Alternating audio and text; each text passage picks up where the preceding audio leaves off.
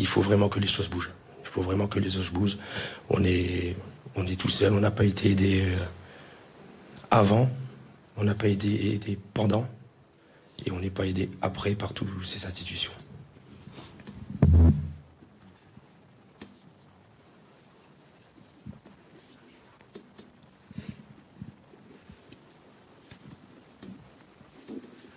Donc j'aimerais revenir sur des faits aussi. Donc l'INSEE nous confiait tout. Lorsque la situation s'est aggravée au mois de février, Betchy a fait toutes les démarches, que ce soit des lettres à l'académie, que ce soit des dépôts de plainte au service de police. Rien n'a bougé. L'INSEE était vraiment en détresse. Et on ne l'a jamais aidé. À l'heure d'aujourd'hui, le harcèlement continue envers sa mémoire, donc qui nous touche forcément nous, et continue sur sa meilleure amie Maëlys. On reviendra sur les faits après. Et continue dans cet établissement de plein d'autres personnes, d'où les témoignages que j'ai eus. Donc on en reviendra sur ces faits après. Il faut savoir également que si justice n'est pas faite pour l'affaire de l'INSEE, maintenant, une fois que cette histoire est médiatisée, même si c'est une petite ville, Vendin-le-Vieil, ça doit être médiatisé en fait. Donc si justice n'est pas faite, ben, le harcèlement n'aura plus aucune crédibilité, ne sera plus pris au sérieux. Ça va justement inciter aux personnes d'aller harceler parce qu'ils n'auront rien au retour. Donc en fait, cette histoire, il faut que tout le monde en apprenne. Et je pense que si c'est sévèrement puni par la loi, ben, ça pourrait peut-être ralentir énormément le harcèlement.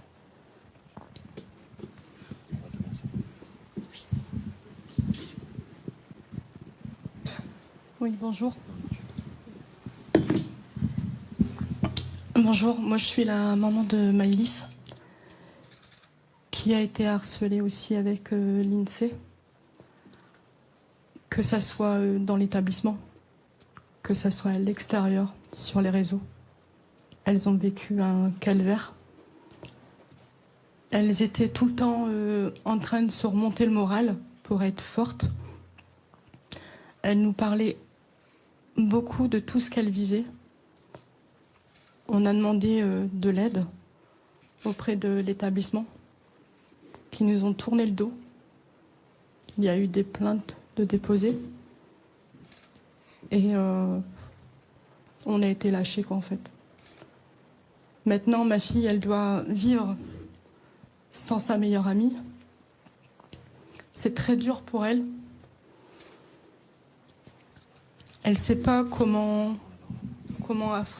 affronter de vivre sans elle. Elle a énormément de colère envers l'établissement qu'ils ont été demandés de l'aide et que personne ne les a aidés. Mais l'INSEE était souvent à la maison. C'était une fille joyeuse. Elles avaient plein de projets. Elles nous parlaient de leurs projets qu'elles voulaient faire plus tard. Elles voulaient vivre en coloc. L'INSEE était pressée d'avoir son anniversaire à 14 ans pour avoir sa petite voiture pour pouvoir emmener Maëlys à l'école.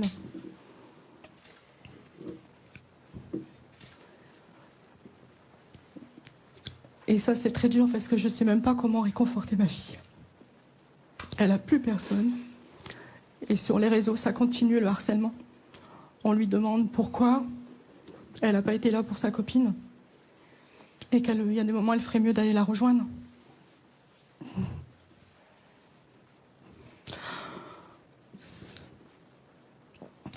C'est terrible. J'ai trop mal pour ma fille.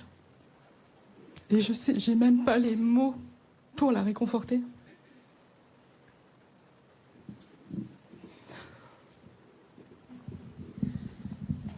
Bonjour, je m'appelle Magali, je suis la maman d'Océane, élève dans le même collège. Océane était amie avec l'INSEE, moins que Maëlys, mais elle la connaissait. Et ma fille, en fait, a subi de l'harcèlement depuis la 6e dans ce collège par une des harceleuses de l'INSEE. J'ai fait maintes et maintes fois appel au collège. Le CPE en avait rien à faire. Il me disait que c'était des mots d'enfant, que ma fille devait se forger un caractère, qu'il fallait que j'arrête de crier à l'harcèlement. Résultat, grâce aux services sociaux qui s'occupaient de moi à l'époque, parce que je leur avais fait appel pour aider ma fille, j'ai déposé plainte contre ce CPE en citant son nom dans la plainte. Ce monsieur m'a appelé alors que je venais juste de sortir du commissariat parce qu'il avait été appelé. Il m'a insulté de tous les noms en me disant que je devrais avoir honte d'avoir fait ça et qu'il m'attendait dans l'instant dans son bureau. Je n'étais pas véhiculée, je me suis déplacée. Mais je ne me suis pas déplacée seule, je me suis déplacée avec mon papa qui travaille dans cet établissement. Et au moment où je suis arrivée, bizarrement, quand il a vu mon papa, il a changé de ton envers moi.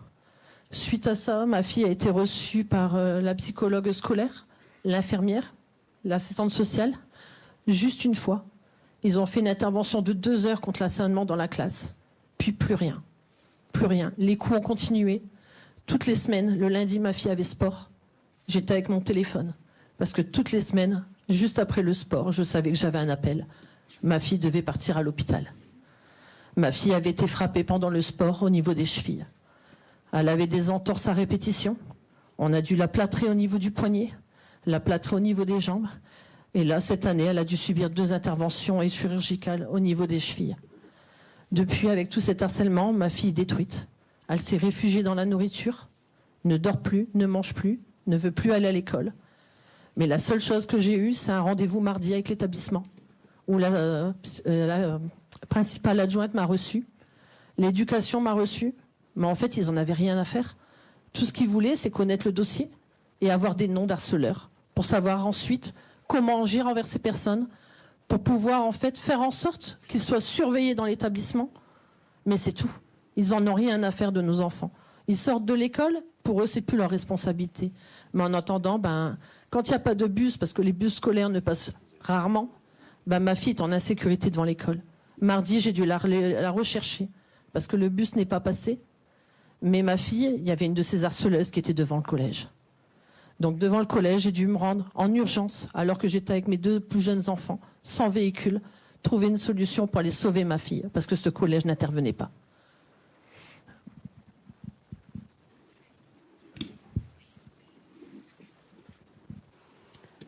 Bonjour à tous. Je suis la maman de Lindsay, notre petit ange qui est parti. Je voulais vous dire aujourd'hui que j'ai tout essayé. J'ai tout fait. Et on n'a pas été aidés, on a été lâchés complètement. Aucun soutien, ni avant, ni pendant, et ni après. Aujourd'hui, on n'a eu aucun courrier de qui que ce soit par rapport à ce qui s'est passé pour ma fille. Je voulais vous dire aussi que Lindsay, à un moment, elle était au collège et elle demandait de l'aide au directeur, chose qu'elle a précisée aussi. Et que, justement, le directeur lui a carrément dit « Écoute, tu m'embêtes avec tes bêtises. On n'a pas que ça à faire. Ça reste entre nous. » Il lui a totalement dit ça. Donc aujourd'hui, je remercie d'ailleurs toutes les personnes qui nous soutiennent, parce que vous êtes ma force aujourd'hui. Sans vous, je ne serais pas là. Je ne sais même pas où je serais d'ailleurs. Mais je ne sais plus. Elle me manque.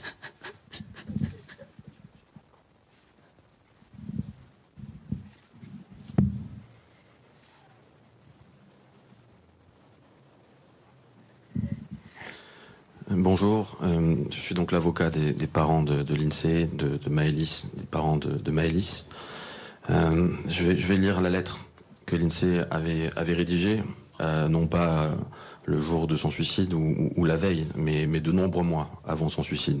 Une lettre qui avait été communiquée à l'académie, une lettre qui avait été communiquée évidemment aux responsables de ce collège, et une lettre qui avait été communiquée à la police, une lettre que tout le monde connaissait et que tout le monde a ignorée.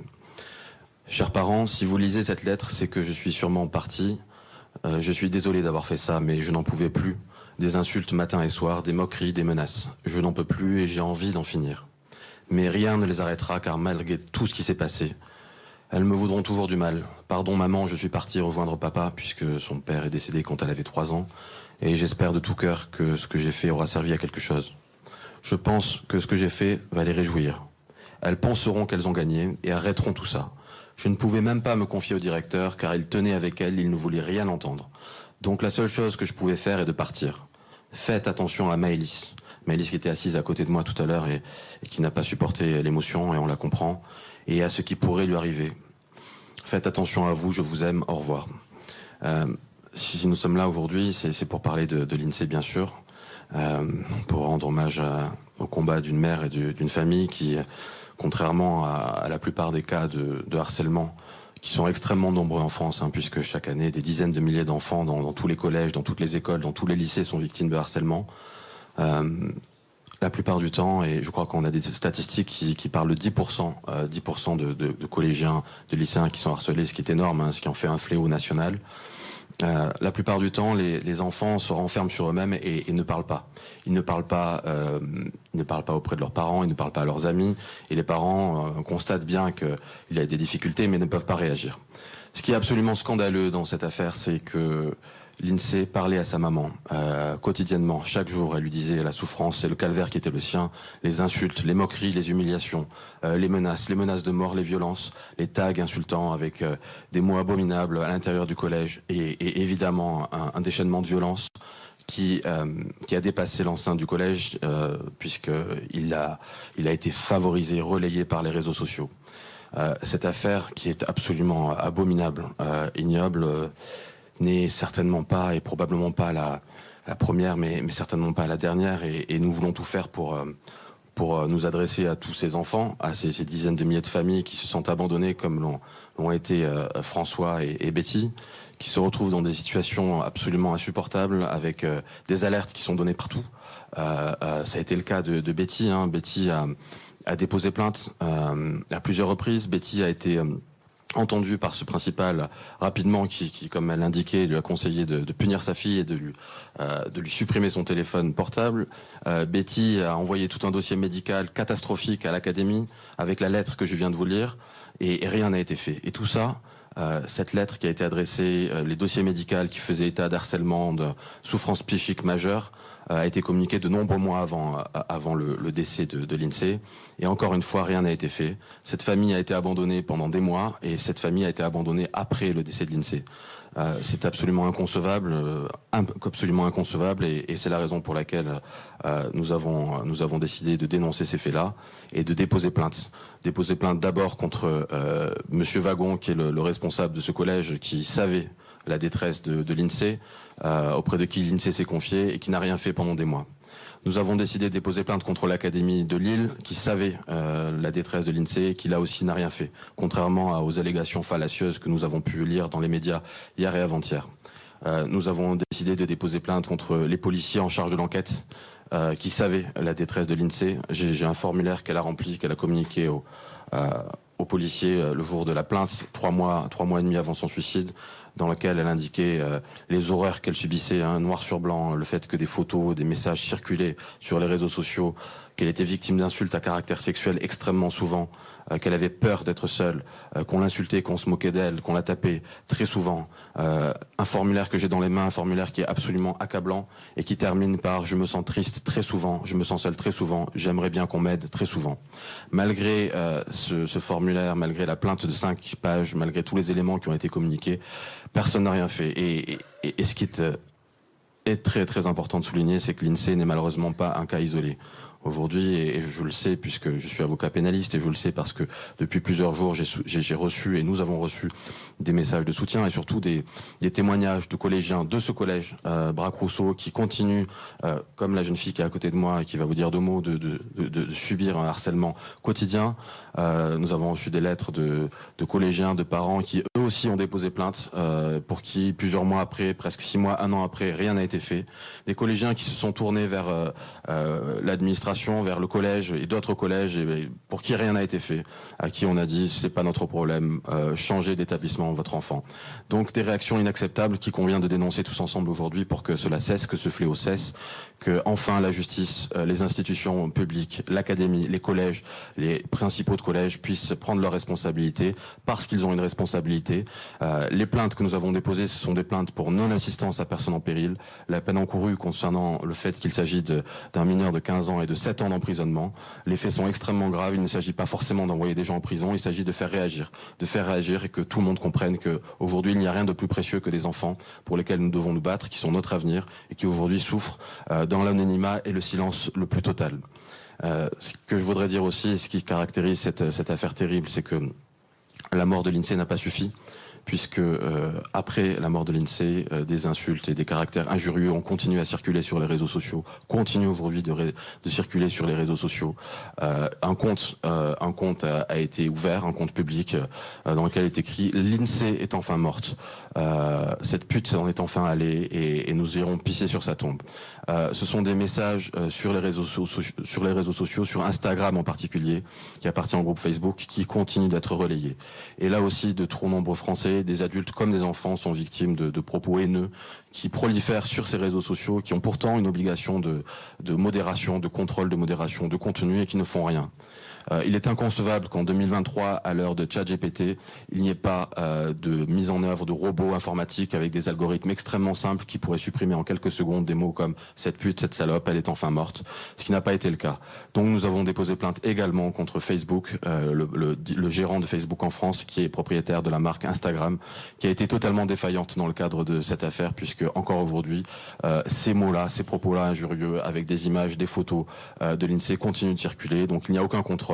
Une violation totale des dispositions qui s'imposent à ces réseaux sociaux, qui sont un fléau pour des jeunes générations et pour de trop nombreux enfants et adultes. Donc à travers ces plaintes, nous espérons qu'enfin il y aura une réaction de la justice qui pour l'instant a été en dessous de tout.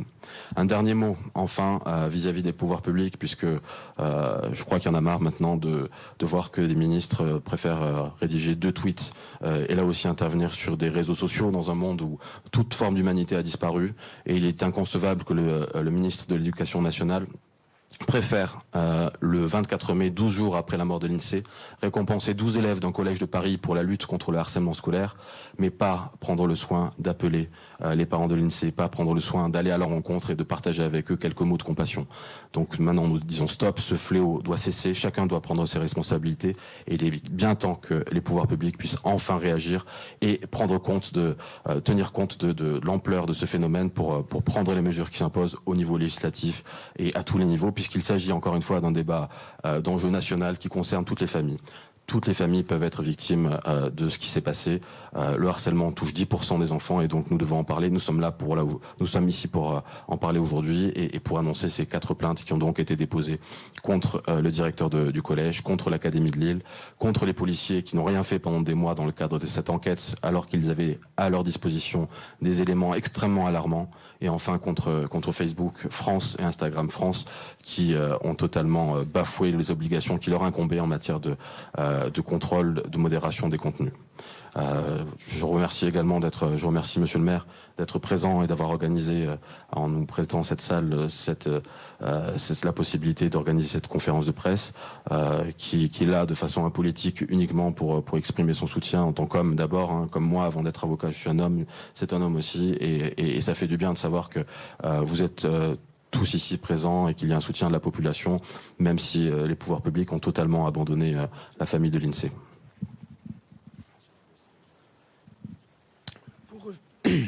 Pour revenir au niveau des réseaux sociaux, j'espère que ça sera diffusé. Nous, on ne fait aucun appel à la haine ni à la violence. Il y a une famille d'Année-sous-Lens qui actuellement subit l'enfer depuis le 12. Il s'agit de la famille de M. Olivier Vaillant. Donc on aimerait, parce qu'il y a des personnes bien connues des réseaux dans la pièce, et j'espère qu'ils relayeront l'information en grand nombre afin que cette famille soit tranquille et puisse vivre normalement, parce qu'ils sont en arrêt maladie depuis 15 jours. Ils ne vivent plus, ils se relayent pour faire surveiller la maison. Voilà. Et dernière chose, je voulais vous dire que si aujourd'hui on aurait été aidé, on aurait été soutenu, je pense que ma fille, j'en suis même sûre, que ma fille aujourd'hui, elle serait encore parmi nous. Et j'en suis persuadée.